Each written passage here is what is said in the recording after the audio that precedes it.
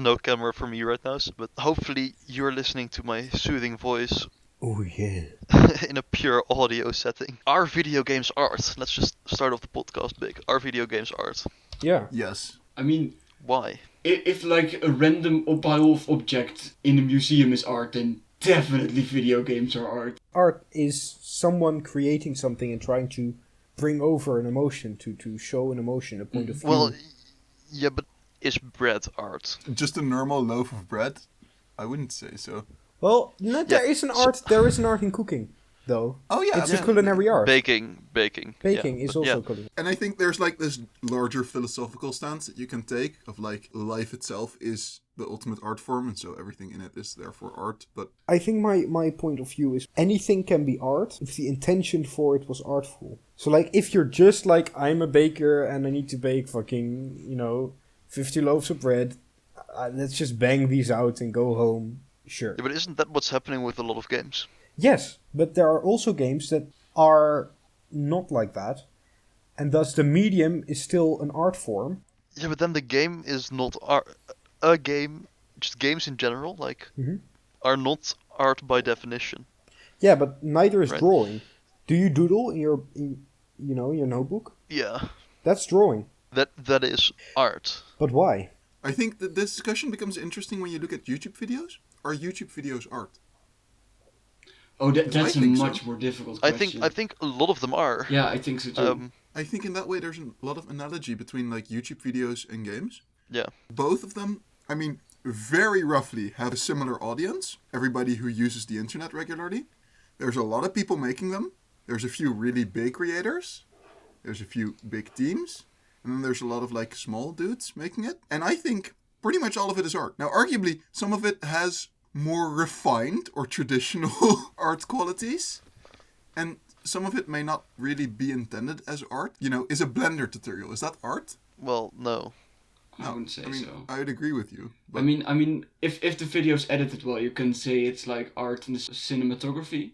But it's also like very different because in video, it's not very much not the same as a game in the way that in most videos, at least, the graphics already existed. Like you only have to record something or yourself or something in real life. Like you also have collages, which is also just throwing together stuff that already existed, but that can also be art. I think art is not about the art. It's not about the artist. It's not about the medium. It's about if someone sees it and feels a certain way, can it affects him. That's art. But then cars are sexy. Well, yeah, but Bike. cars could be art. If you see a very beautiful car that really affects you, like makes you feel emotional, then that car is art for you. So it's art. yeah, I would agree. Because like hieroglyphs, when we look at Egyptian hieroglyphs, I'm pretty sure to some people, they might just say, oh, that's just art, right? Like if you don't know Yeah. that that's like some sort of writing system. And it might even make you feel a certain way. So you're saying art is something without meaning? Yeah, the only definition art has is by the person that calls it art. No one that makes art, or the art itself, can define the art. Only the people watching it. Because it's art for them, or it's not. I agree with your first definition, where the value of art lies within the person who calls it art. Because I think that art also has a very important role for the artist that cannot be overlooked. Like, even though their experience of making the thing is fundamentally different to the experience of experiencing the art, I think creating the art does have its value. Yeah, definitely. And in a sense, if you expressly make art, that means that the object is influencing you in a certain way as you are influencing it. Thus, it is for you art as the artist. But by defining it as art as something that is only art by someone interacting with the object and feeling something, means that even if someone makes an object without it being art, in his sense of view, it can still be art by someone else when they view it, if that makes sense. I don't know. I mean, a classic example of this is like certain genres of music, for example, very heavy metal or rap music, or like there might be people who are like, oh, this is just noise. I don't think it really art to them. And then there's people who really enjoy that. So, I mean, like, I would argue that it's art. I feel there's a difference between saying that something is not your style and saying something is not art. Which is why I like the argument you just give. It really annoys me that people are like, oh, but that's not art. They're like, oh yeah, music is art, but rap, that's not art. And it's like, well, just because you don't like it or understand it doesn't mean that's not art. It's like some people hate abstract, and it's like abstract is not art. Abstract art is easy. You just plonk down some squares and triangles and call it Winter Storm with Rage, and boom, you got a million. But that's still art because people think it's art. Yeah, even though I agree that it's still art, I still kind of hate it. Like, I agree that it's love art. abstract paintings. Like, Abstract paintings are amazing. I love them. I mean, it's amazing to laugh at, but like, if I see an abstract painting, it's like, oh, but this is the deodorant can that's spraying, and I'm like, no, that's a fucking triangle. There was this art movement that was all about how absurd can we make art. It's kind of like an anti-movement. Like, oh, okay, if abstract paintings are art, then this chair with 5 legs is art. That movement, I understand people thinking, oh, that's cool. But I don't like it. But abstract paintings, I love that shit. That comes to the point where if you're indeed talking about that abstract kind of art, at what point does something become art, and then when is it just a banana taped to a wall? Well, it becomes art when someone watches, looks at it, and it makes him feel something. If I tape a banana to the wall, my mom will feel something. So that's, like. And in a way, I would argue if you recorded that and then, shared that, like, please don't do this. But in a way, it would be artful. Yeah. Right? Imagine that, like, your mother's going crazy at you. Why are you taking a fucking banana to the wall? And you're like, Mom, don't hit me, it's art. See what her reaction is. I mean, I think we would all agree that if I were to tape a banana to the wall right now, it would not be art, even though it would make a couple people feel a certain way. I'm Googling the definition that Google gives me for art. And it says, Alright, yes. the expression or application of human creative skill. Yeah. So that means that anything creative, and you can argue creative is anything that you make or do. Like, baking bread is creative, in a way, so that would constitute art. Let's wrap it around to horror in games, right? Because I'm a mega wuss, right? I don't like horror at all. Same. If someone tells me, hey, do you want to watch a scary movie with me? I'm like, no, I really don't. Like, I find zero joy in horror, in movies, in books, all those things. I don't see the point. But then when there's tension in games, right? Kind of spooky tension, I kind of like it. That's why I think horror in games is like so weird for me, because I don't like jump scares. And I don't like games with jump scares. But I do like games where you're stalking something and you're not sure if what it is, and it might kill you, it might be an alien, it might be a monster that turns out to live in your closet, Those kinds of games I quite like, whereas if I were to see a movie about that, I would really dislike it. Let me ask you a question. Have you ever really read a horror book? Or was it for like a school assignment that you quickly read through it? So Yeah, okay. School assignment. Because I think that one of the biggest problems with horror movies is that they rely too much on not even visuals, just like they build up tension as fast as possible and then release it, and then you're like, oh, that scared me, haha, and then they build up tension and release it as fast as possible, as many times in the movie, because that's the scare, that's what gives you the oh shit. But then when the scare happens, it's over, tension released, and they need to build it up again. But if that happens over and over and over and over, you get kind of worn out from it. While a good horror book or a good horror game where you don't know if there's even a jump scare or anything that can happen, you don't know when. Those movies are like the cheap horror movies, the jump scary horror movies. Like, there's also really good ones that really like make you feel uneasy the entire time. Like a movie I can thoroughly recommend. It had a budget of like 200,000 euros, like almost nothing. I believe it was called It Follows. Basically, It Follows, yeah. The entire plot is there is some creature, and it just comes at you at a walking pace, and if it catches you, you're dead.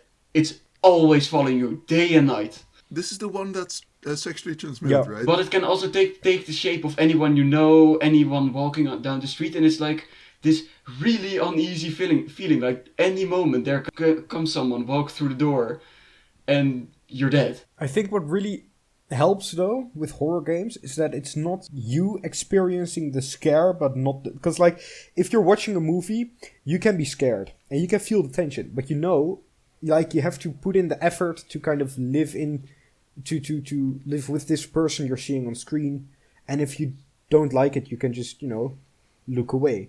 Well, in the game doesn't play itself. It's you getting scared.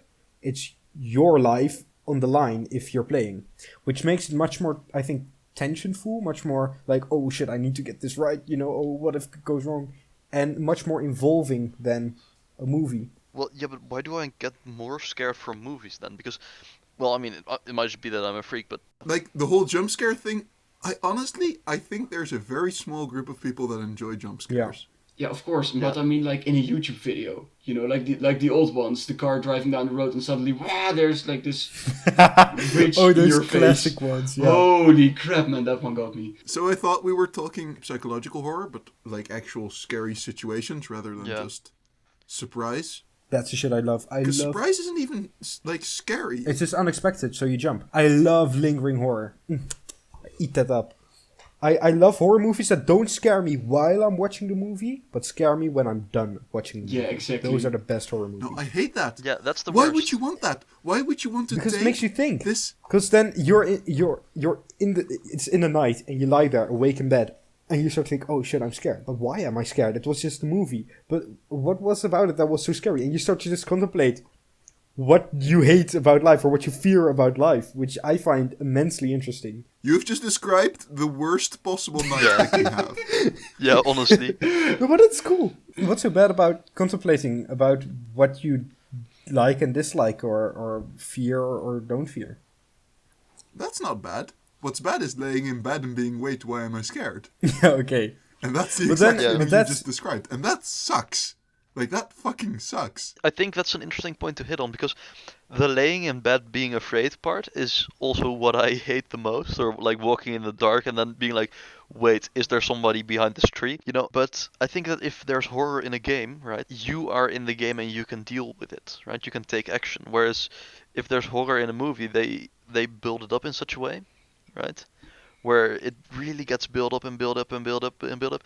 And either there's constant jump scares, or there's this feeling of, wait, they didn't end the movie, they didn't end the monster, they didn't Yeah. end the scary thing. It can still go. Like, if you finish the game, it's done. But if you Yeah. watch some movie that is very open-ended, you get stuck with this feeling Yeah. of, wait, what? Mhm. I think Yeah. also maybe games give you more control in that sense. Like, if you know that, oh, okay, I'm gonna head in, like, further into the haunted house or something, where it's most likely I'm gonna have an encounter with the big bad of the game, you yourself have the choice, I'm not gonna go there. I'm Yeah. done playing for today, or I'm just gonna sit in this fucking cellar room for 5 hours because I want to. Well, in a movie, the movie will progress onwards. It will go towards the scary places because that's what the movie is supposed to do. I also think, sort of similar to the point you just touched on, games in general have a larger challenge of suspending disbelief. Because, like, yes, you are, like, controlling the character, and that does give a sort of, like, more direct connection to that character's actions. But also, you are very aware that if you stop touching stuff, that generally the story will, like, stop, as you just said, or you can save, or you can quit. And on top of that, a lot of movies have to do a lot less work to look realistic than games Yeah, do, okay. right? Yeah. I mean, just because, they're mostly filmed, in real life. And I think the combination of those two things makes you slightly more aware of the fact Yeah, okay.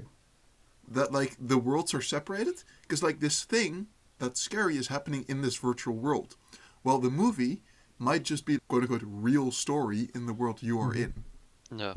Right? And I think that's, to me anyway, the thing that makes some horror scary. Like, this idea that the thing that's scary in there is also real in the real world. Like, the funny thing is, my girlfriend loves horror movies. We played this game, Hunt Showdown. There is this aspect of horror to it, right? There are kind of zombies and monsters, and she's really scared of those. Whereas for me, it's just a battle royale with, what is it, 10 other players or 8 other players, and then, yeah, there are zombies, but you kill those. But she's really terrified of, well, not the zombies, but of the bosses especially. How are you so scared, But then maybe that is Yeah. the difference between, like, one person connects faster to a movie in the sense that they can easily like believe themselves to be in that world. Well, for other people, it's easier to do that with games because they're controlling. They're like, oh, I'm part of this world now, so it's more scary for them in game. Couldn't it also be a part of like fight or flight where Yeah, that you're the one in the position, so you start to like, oh shit, yeah. yeah, that could be. Yeah, so like if it's a game, you are scared and you want to do something, so you can do something. Whereas if it's a movie and you can be just like, ah, it's a movie, so I don't have to do Yeah, anything. and of You know? course there's the thing that, when you're a game, like, I've always, when I'm watching a movie, I'm thinking just do this thing and then it's over. Just, don't put on high heels when you're running away from dinosaurs, kind of thing. And Yeah. but when you're playing a game, you are doing this and still, well, I hope you are ending up in danger. So it's Yeah. like this kind of, So you're doing your optimal yeah, path, kind of. you're and it doing still what doesn't you work think out. would be the best way and it isn't working. Well, in a movie you can just think, well, why don't you Yeah, just do that's so this? dumb. Why would you don't split up? What the fuck? Yeah. No hate to people that like it, but I cannot get behind gore at all. And I don't understand how people confuse gore with horror. I think gore is like it's also one of those things that makes you feel uneasy. You know? Yeah, but it just makes you feel yucky because, someone's head got chomped in half. Like, it's not scary, it's just, thanks, didn't want to see that. It's like seeing one shit in someone else's mouth, It's not scary, it's just not pleasant to look disagree at. with you. I think there's a very distinct difference between seeing somebody being chopped in half and seeing somebody pooping in somebody else's Well, no, mouth. because it's both I can't disgusting explain and why, shocking, but not these scary. are fundamentally different feelings. So let's all just try to not dig up Misha's search history. I'll say, I think they are both negative experiences, but I think they are distinctly different. Sure you do. Yeah, but like the thing is, I think like the difference there is the difference between something that is just disgusting and something that is actually awful to look at, right? Because seeing someone chopped in half, while sometimes with bad CGI and stuff it can be really funny, it is generally a very awful thing to see someone get chopped in half, right? It's unnerving. Whereas seeing the other thing we mentioned, that's just like That's just hygienically wrong. yeah, like dude, that's pretty gross. And that's I think that the fact that it's so awful and that well serial killers and stuff, I would consider a serial killer horror, right? And there is a lot of gore connected to that. And I think in that sense, gore and horror are quite connected and they are very distinct. I agree with you on that, but I think they are inherently connected. Oh no, they're definitely connected. And good gore can add to the horror of a scene. But Yeah, definitely. movies like, for example, Saw aren't horror. Because they're not scary. No. They're just people dying in very gory ways. Well, they're not scary, but they are really tense, There's, you are always a bit, but it's mostly just disgusting, man. Yeah, exactly. So it's not fucking, really... I was it's just 14 when I saw Saw 7. I haven't slept for a week after that. It was like... Yeah, but then wouldn't you say that what Arthur described as good horror, where he lays at night being scared, wouldn't you say that therefore, because you were scared, or well, you couldn't sleep because of Saw, that the gore in Saw is good horror? Oh, no. It's a very different... Okay, you have laying it's not awake being at scared, night... it's being disgusted. Yeah, no, it's exactly. It's like you can be awake at night because you were scared by a horror movie, or you can just like I was last night, be awake all night because of goddamn mosquitoes. It's a very different cause, and it's just Mosquitoes are pure horror. Change my mind. no. What I'm doing with them is pure gore. My ceiling is full of like blood smears of mosquitoes. I'm gonna take it back to games. Yeah, we're getting off topic a lot this this podcast. So Yeah. I was thinking, I was playing The Outer Worlds yesterday or the day before, and I got in this quest early in the beginning. Slight spoilers, where you need to get this medicine cache for this dude because there's a plague going around, and he's very poor. He can't afford the medicine, and he's been off work. And It's like literally the smallest spoiler. yeah, I'm just saying it for saying sake. So I was like, okay, fetch quest. Wait, I can't talk. Fetch quest. Yes. So I walk out of his house, and this chick comes up to me, and she's like, "Yo, don't listen to this old dude. He is a hypochondriac. It means that he's, overreactant. He sneezes and he thinks he's gonna land in a coma, kind of thing. So don't give him the medicine because he just uses up all of the medicine while he isn't actually ill, while we have actual ill people right now that can use the medicine. So, give the medicine to me. And I'm like, okay, Oh god. okay, yeah. So I go get the medicine. I'm like, I'm just gonna talk to both, see what I can get. And the old dude, he lives in a shaggy house. He looks kind of old, but you don't know if he looks old or sick, so you're like, I'm not sure there. And you talk, and he just talks about how ill he has been, and how he couldn't even stand up out of bed, blah, blah, blah. So you're like, okay, he's ill, I guess. And then you talk to the girl, and he's like, yeah, he's always like this, blah, blah, blah. So I'm like, okay, so maybe he's just overreacting. I'm gonna give the case to the girl. Yeah. Then I talk to the girl, and she says she works for, so in Outer Worlds, frontier worlds are owned by corporations. And to go to the world, you kind of sell your life to the corporation to get your ticket to these frontier worlds. So you and your family will work for the company. So everyone works for a company instead of living in a nation. So she works for the human resources of Spacer's Choice, the corporation that owns the town. She keeps in check of people expenses. So how much they earn, but also how much they cost to shelter, to feed, to if they have or haven't paid the rent, how much it will cost to bury them, that kind of stuff. I can feel this going. So I'm like, oh shit, he hasn't been going to work for a while because he's ill, and he hasn't been able to pay stuff. So he's in trouble with the company, we know that. And she's here, and her job is to, check in on people who can't pay for the rent and stuff. So maybe she's just, wanting to, because he's becoming too expensive. And I just sat there for like half an hour talking to my mom, like, okay, what the fuck should I do? Which one should I choose? I don't know. And I just give him the job.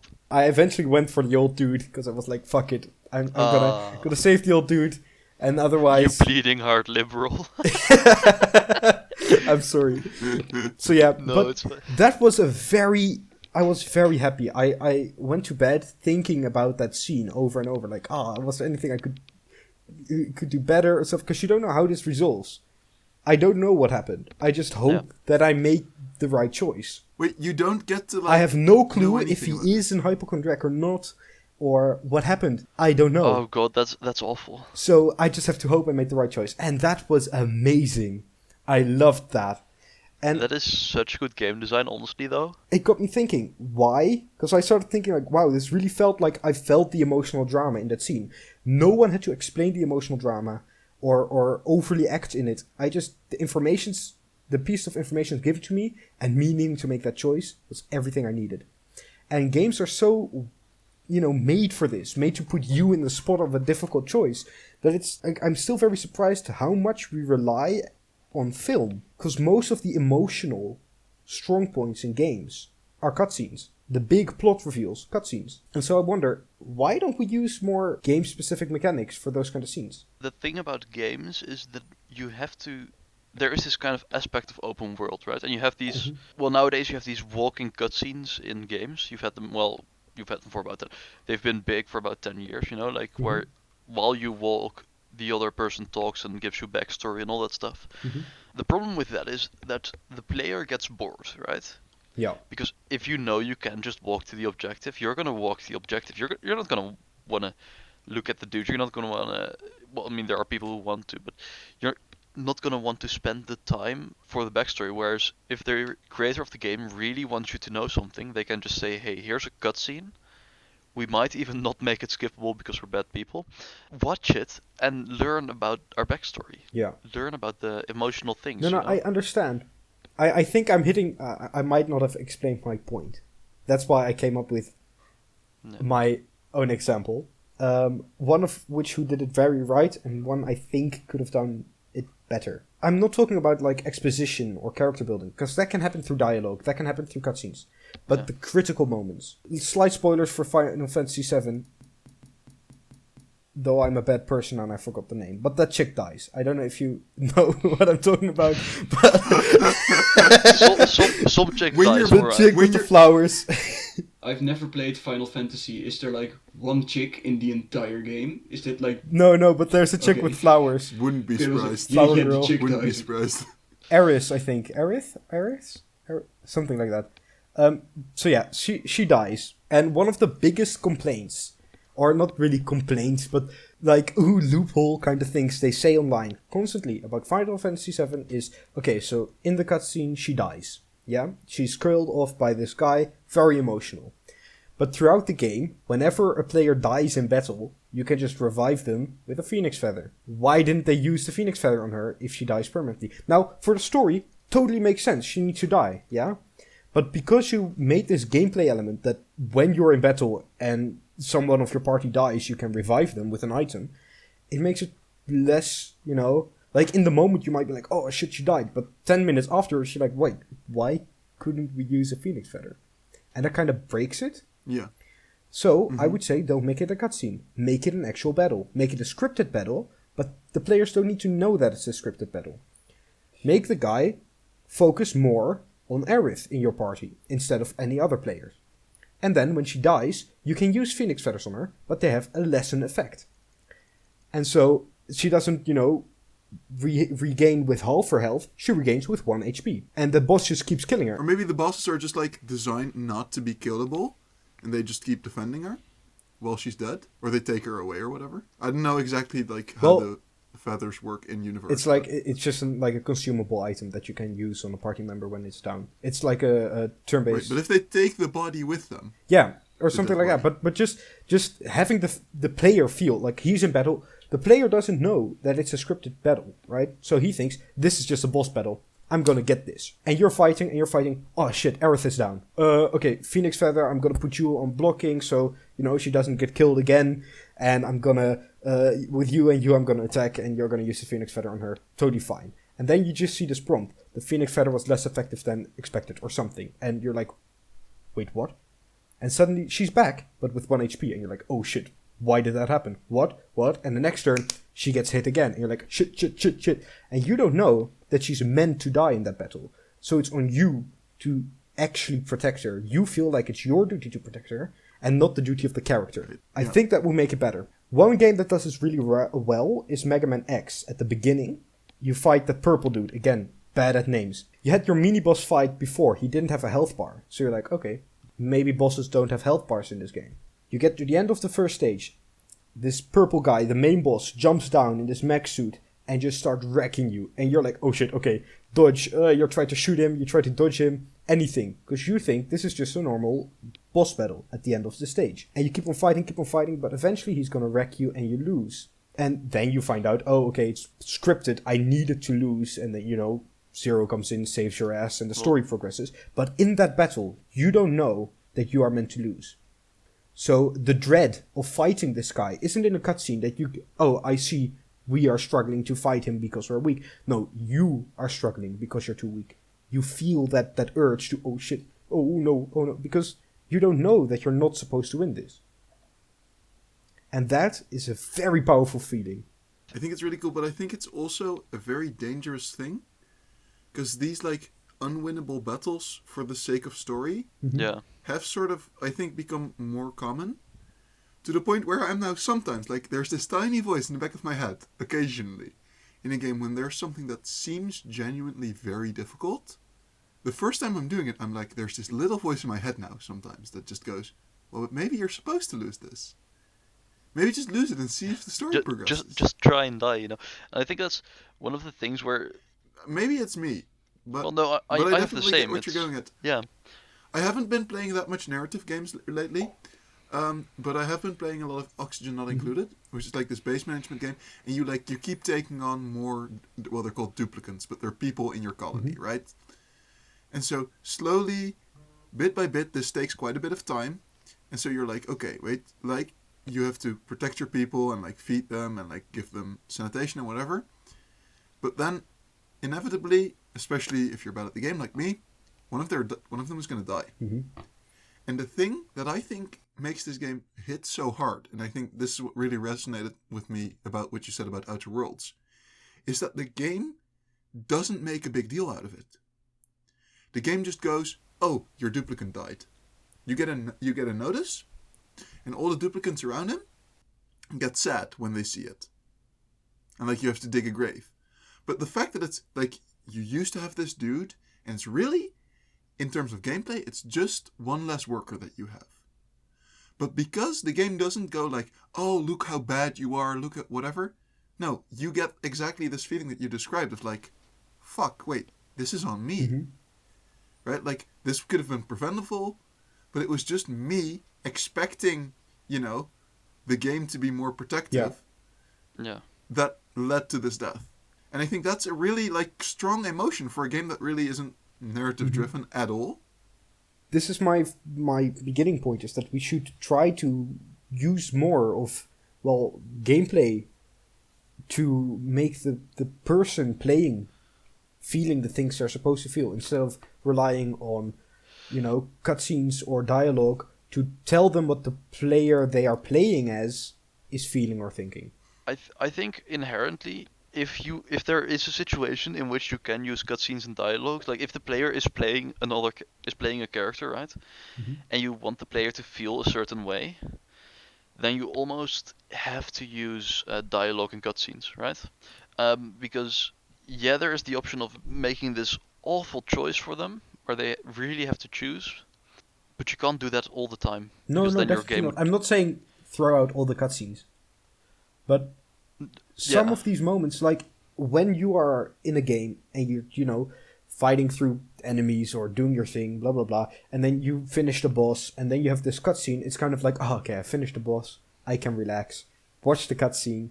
It's nice, Yeah. and you watch this cutscene as like, oh, what's the character gonna do? And you might live with him just as much, because you're like, oh, that's so sad, I like that character, or oh, you're really connected to your protagonist, so you're like, oh wow, how are they gonna get through this? But you don't feel what they feel yourself. You feel empathy for them, but you don't experience what they experience. And I think that's what makes the media of games so powerful, is that you can experience what the protagonist is supposed to feel because you Well, play as the protagonist. I think the thing is, if you as a game maker want the protagonist, the protagonist to want the player to feel a certain way, then you really just can't, right? Because everybody is different, Mm-hmm. right? And there are moments where I've played a game and people were like, "Oh, this is so sad," and then I'm like, "No, just play Despacito," Like it's there's like where I don't feel anything, Mm-hmm. and that you can't possibly, for all four of us, make a game where all four of us feel the exact same thing Oh no, for every definitely not. emotion you want to. But that's No, with everything. So But I think what Arthur is getting at is that we can be more mindful when using mechanics to tell stories. yeah, And it doesn't need to be the same experience, but it just means that all of us will need to face the same question and have like feelings about Yeah. that. I think a game that's great at this is Papers, Please. yeah, It's Yeah. getting a bit older. It's, I think, the pinnacle of like telling story through mechanics. And we won't have the same experience when we play it, but I think we'll both have a relatively intense experience. And I think that's really like typical. And it doesn't, I mean, it has quote unquote cut scenes when it says like, okay, this is the news and you make this much money and like you live in an apartment, whatever, okay. But the bread and butter of the game and the biggest part of the storytelling happens Yeah. through its mechanics. And I think that's really cool. And I think Yeah. that's what Arthur's getting at, and I agree. I think more games could do that. on the topic GTA 5, right? Mhm. Have you guys played the single player? Yeah. I Oh, don't have the game. Nope. No. I Alright, did, so but, so like, so in so for the single 2013, player, you so- play as 3 characters, Mhm. and then in the end, you have to kill one of them, or you don't, and then you don't make money, right? Where there's this ethical question of which one of these guys do I like the least, because all of them have their redeeming qualities, and all of them have their issues, Mhm. some more than others. Um, but then you really have to choose, and that's one of those things where the emotion behind that really caught me off guard for GTA 5, because it's not It's not an really emotional game. yeah, it's like It's GTA. yeah, like in what world does GTA get to make me emotional, you know? Yeah, I still sometimes really don't like cutscenes, like I just skip them. And this brings me to a point. well, not really a point, just something I want to say. The Mario Kart cutscenes. Fuck those. As Mario in Kart?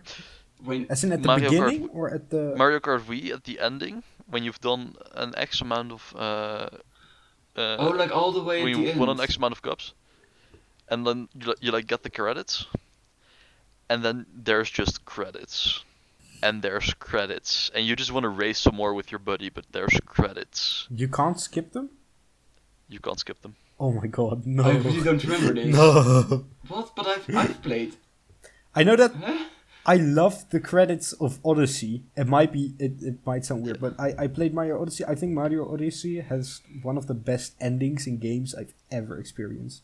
It's so hype. It's so fun. You know, it's just, and then you write out those credits almost as like, winding down. It's like, oh yeah, I did it, boys. Slightly emotional. The game is over, but it's amazing. It's the ending of Odyssey is good. But yeah, I had no clue that Mario Kart had unskippable credits, because that sucks ass. But well, I understand. Like credits is like you wanna. You want to show them, but Yeah. You wanna show people. You wanna give the people who worked on it credits. Yeah. You know. That's what credits are for. Right, of course. I guess I'm a bit of a hypocrite. I just really don't like having to sit them out. I don't mind them as long as they're. This is what I really like about the Jurassic World Lego game, is that Okay. the credits are a mini game. I think some Wait, really? Mario Bros. Wii did this as well, but the credits are a mini game, Yeah. which makes it much more fun, because not only are you noticing the names more, because otherwise you're just kind of blankly staring at the screen watching the names go by. Now you actually interact with the names, so you notice the names. Plus you don't mind sitting through the names because it's fun. Yeah, and I agree with like I think Red that's Dead smart. Redemption. In their, I don't know if it's the intro or outro, but they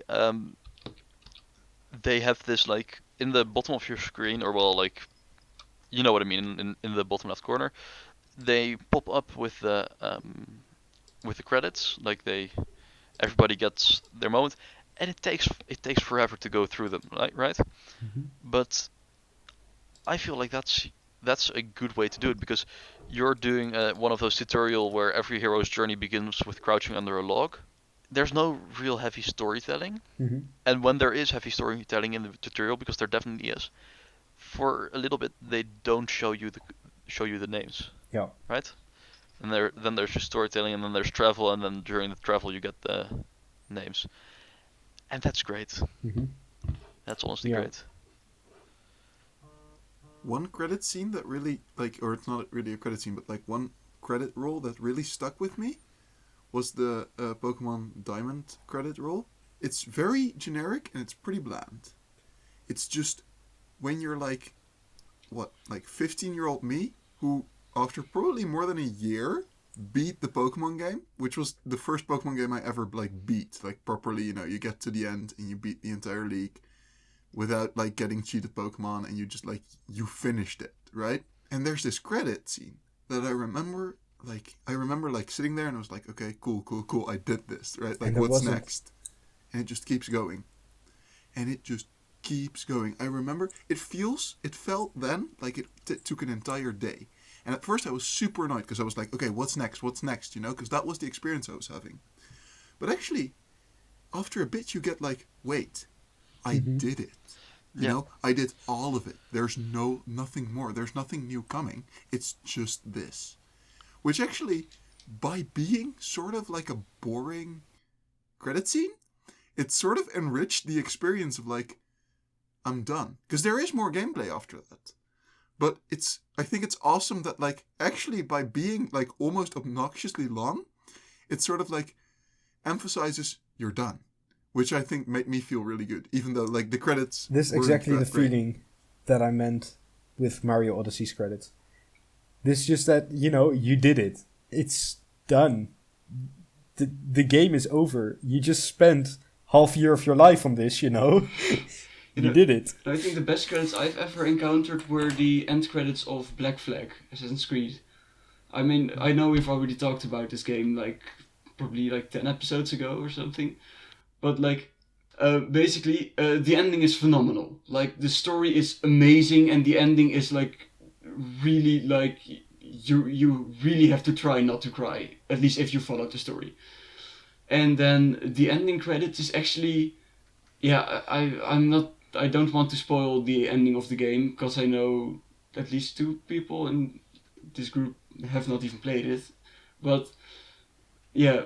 So I'm not gonna spoil it, but like while the names are showing up on screen, you are having a dialogue with someone that you for the most part of the game didn't know existed, and it's like this, whoa, oh my god. And so like the credits are not disrupting anything, and it's like you're the game is still running in the background and you're semi controlling it, as in you can like steer the ship a bit, but you can't fire at anyone or anything. So it's not at all intrusive in your experience of playing the Yeah, game. it's just there, you Yeah, know. and it's Yeah, I like that, but that's like the thing where Arthur and Misha mentioned the feeling of you're done. You don't have that with Mario Kart. No. You have that with Mario Kart when you No. like no. You're never like, done, try or hard and you you're wanna done get- you want- after one race. Like one or the two. But yeah, like you play a couple of races, you play some races with friends, and like suddenly the credits hit. you're not- credits you're in Mario done. Kart, it's No. difficult. Don't do it unskippable. I think, how would you do credits for Mario Kart? I would just have the option to look at the credits because the only people who care about credits are the people who want to know who the artists are, and those people can look up the credits if you put a credit roll. How about you do alternating credits during the loading screens? Because the loading screens are actually pretty long. Like, in my opinion, the loading screens of Mario Kart are painfully long for how fast-paced Yeah. the game is. That's true, but you know, right, in like in the Tour de France, or you know, like bike races, there's often, if you watch the ground, there's names on the ground. Why don't you do like a victory lap with like the creators on the road? Oh, that's pretty cool. That's But so there's awesome. a lot of people working on the game. Yeah. That will be one long ass victory lap. Yeah, but you can cycle through them. You can have like blocks, and you can just Yeah, do like you random don't blocks. need to show everyone who worked on the game every time you finish a damn race, because that's just painful. Imagine. Oh, that's a cool Yeah. idea. I really like that. Dan, the mega designer. So guys, do you think Glass Coffins will be a success? I think Yeah. it remains to be seen. Oh my god. Oh my god. You're gonna get one of these jokes every week from now on. With that, thank you for listening. We've been the Bye-bye. Entertainment Team. Cheers.